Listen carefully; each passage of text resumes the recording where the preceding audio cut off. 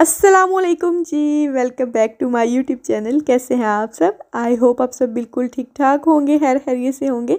हम सब भी अल्हम्दुलिल्लाह बिल्कुल ठीक ठाक हैं। तो जी आज का व्लॉग है 28वें रमज़ान का और फिर लास्ट चांद रात का व्लॉग है। तो जी यहाँ पे हम लोग आए थे इफ्तारी पे। इस रमज़ान में ना हमारी इफ्तारियाँ काफ़ी लेट हो गई थी। मतलब स्टार्टिंग में तो बंदा अपनी रूटीन सेट करता है ना, मतलब ये होता है कि चले फैमिली के साथ आराम से जो है ना वो रोज़ा इफ्तार करें। ऐसा ऐसा करते करते जो है ना फिर हम इनवाइट एक दूसरे को करना स्टार्ट करते हैं। तो इस दफ़ा जो है ना ज़्यादा लेट इसलिए भी हुआ था क्योंकि माशाल्लाह फैमिलीज़ हो गई हैं काफ़ी सारी यहाँ पर। तो अगर 4-5 लोग भी वो सभी एक दूसरे की करवाते हैं तो वो फिर करवाते करवाते बारी आते आते ना जो आज 28वां रोज़ा हो गया था और आज हमारी इफ्तारी मतलब लास्ट वाली थी।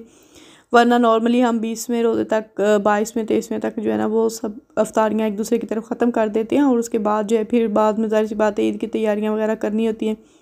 और इफ्तारी किसी की करवाएं अपने घर में तो ज़ाहिर सी बात है फिर वो बहुत ज़्यादा जो है ना एक्स्ट्रा काम हो जाता है। एक तो इतने सारे खाने बनाना, फिर घर की क्लीनिंग वगैरह करना, फिर सब कुछ जो है वो सेटअप करना, तो मेरे ख़्याल में काफ़ी ज़्यादा जो है ना वो हो जाता है।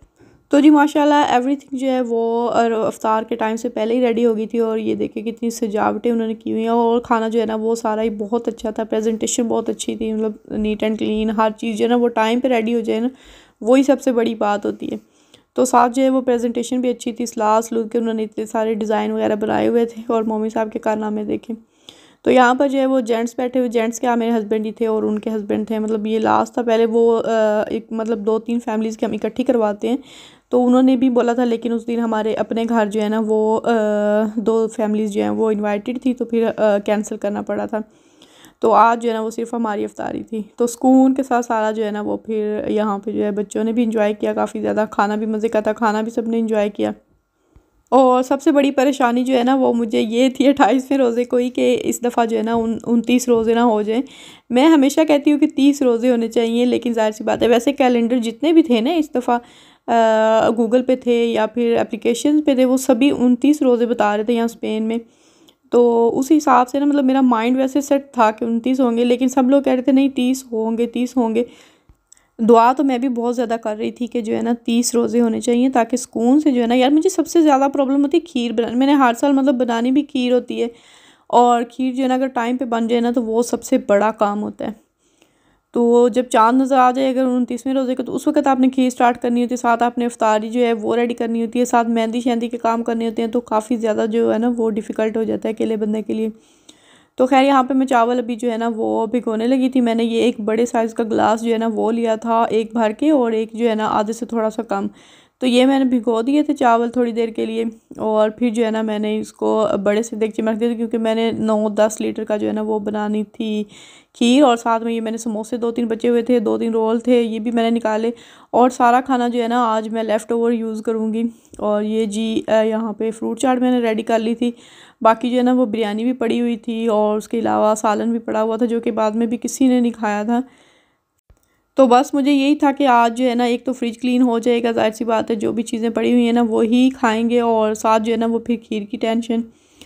तो खीर की रेसिपी जो है ना हर साल आप लोग बोलते हैं, लेकिन खीर बनती ही इस तरह की सिचुएशन में है कि मैं पूरी तरह से उसकी रेसिपी जो है ना रिकॉर्ड नहीं कर सकती। किसी दिन मैं आपको ना थोड़ी सी दिन में मतलब नॉर्मल डेज़ में बना के जो है ना उसकी रेसिपी दूंगी इंशाल्लाह। बहुत ही मज़ेदार बनती है। लेकिन ये है कि यहाँ पे फिर मैं चलिए आपको थोड़ी सी रेसिपी बताती हूँ कि मैंने चावल जो है ना बॉयल कर लिए थे। जब गल गए थे ना अच्छी तरह से चावल, तो फिर उसके अंदर जो है ना मैंने यहाँ पे 4 लीटर दूध डाल दिया था और इसको जो है ना वो मैं थोड़ी देर के लिए पकाऊंगी। जब ये थोड़ा इसमें बॉयल आने लगेंगे ना और आधा घंटा ऑलमोस्ट, उसके बाद जो है ना इसके अंदर जो है ना मैंने डाला था मक्खन।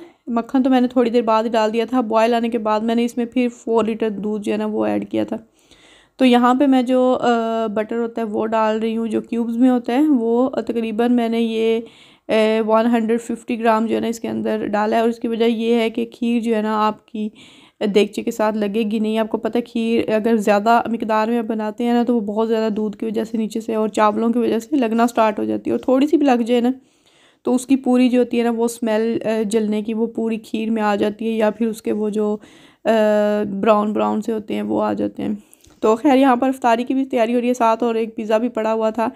ये रेडीमेड ही पिज़्ज़ा हैं, 2-3 लेके आए हुए थे हस्बैंड। तो एक मैंने दिन में आज अजलान को बना दिया था, उसका रोज़ा नहीं था, मैंने उसको रखवाया नहीं क्योंकि कल 1-2 दिनों से ना उसकी तबीयत थोड़ी मतलब ख़राब हो रही थी, काफ़ी वीकनेस सी हो गई थी, तो उसकी ना पसलियों में दर्द हो रहा था। तो मैंने उसको बोला कि आज जो है ना रोज़ा ना रखो। माशाल्लाह मेरे बच्चों ने पूरे रोज़े रखे हैं। अयात ने तो एक भी नहीं छोड़ा, उसने पूरे 29 रोज़े रखे हैं और अजलान ने 25 रखे हैं, 4 या फिर 5 आई थिंक उसने छोड़े हैं, 24 या 25 रखे हैं माशाल्लाह। और बिल्कुल भी उनको मतलब मुश्किल नहीं हुई। मैं बार बार पूछती भी रहती थी कि अगर कोई प्रॉब्लम है तो अभी आप 10 साल के हो, फिर भी आहिस्ता आहिस्ता जो है ना वो मतलब आप रेगुलर सीख लोगे हर साल रखने, लेकिन अभी आपका फर्स्ट ईयर है। लास्ट ईयर जो है ना उसने थोड़े रखे थे, मतलब 7-8 रोज़े रखे थे, लेकिन इस दफ़ा माशाल्लाह।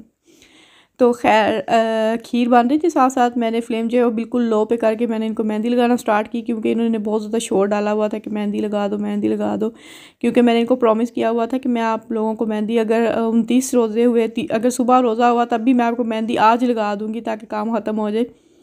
तो फिर ज़ाहिर सी बात है, जब पता चला हमें कि सऊदी और दुबई वगैरह में ईद है, तो उसके बाद जो है वो फिर हमें क्या कहते हैं हाथ पाँव फूलना स्टार्ट हो जाते हैं मेरे।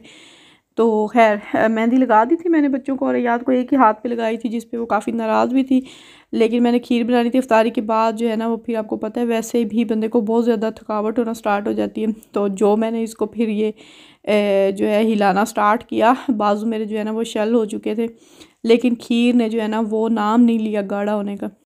गलती मैंने ये की थी कि मैंने चावल जो रेगुलर मैं यूज़ करती हूँ बिरयानी वगैरह में, बासमती राइस जो हीर होते हैं मैंने वो डाल दिए थे। नॉर्मली मैं जो है ना जो इधर के स्पेनिश राइस होते हैं ना, गोल होते हैं और बहुत जल्दी गल जाते हैं और लेसदार बन जाते हैं, मैं खीर के लिए हमेशा वो यूज़ करती हूँ। लेकिन इस बार जो है ना वो मुझे लाना ही भूल गया था, तो मैंने सोचा चलो इसी से बनाती हूँ, और जी बस यही गलती हुई थी। और ये तो गल ही नहीं रहे थे, मतलब वो मिक्स ही नहीं हो रहे थे।